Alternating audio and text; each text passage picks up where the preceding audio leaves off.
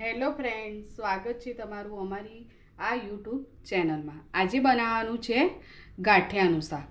એના માટે મેં કઢાઈમાં 3 ચમચા તેલ લીધું છે। હવે તેલ આવી ગયું છે તો થોડી હિંગ નાખીશું,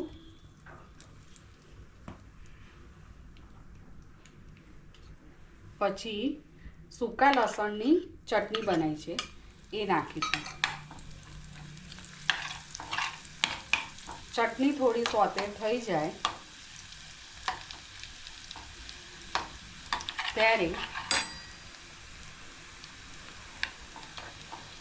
વાડકી છાશ એડ કરીશું। 1 વાડકી છાશ લીધી છે, તેની સામે 2 વાડકી પાણી એડ કરવાનું છે। હવે આ છાશની અંદર જ બધો મસાલો કરી દેવાનો છે। તેમાં અડધી ચમચી ગરમ મસાલો, લાલ મરચું પાવડર, હળદર, ધાણા જીરું પાવડર અને સ્વાદ અનુસાર મીઠું। ગાંઠિયામાં મીઠું હોય છે એટલે મીઠું ધ્યાનથી નાખવું। હવે આ જે પાણી ઉકળે બરાબર ઉકળવા દેવાનું, પછી ગાંઠિયા અંદર એડ કરવામાં આવશે।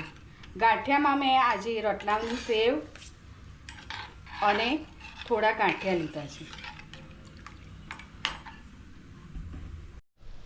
જો આપણું પાણી હવે ઉકળી ગયું છે। હવે એની અંદર 1 ચમચી કસ્તુરી મેથી નાખીશું મસળીને।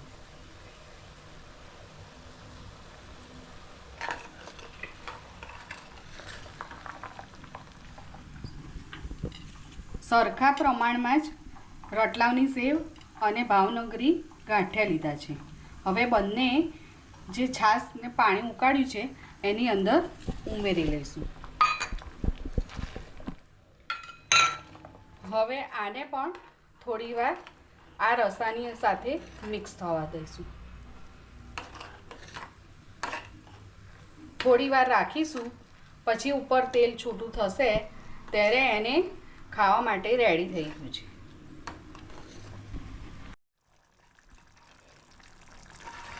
જો તેલ છૂટી ગયું છે, આપણું શાક તૈયાર થઈ ગયું છે। હવે એમાં કોથમીરથી ગાર્નિશ કરી દઈશું।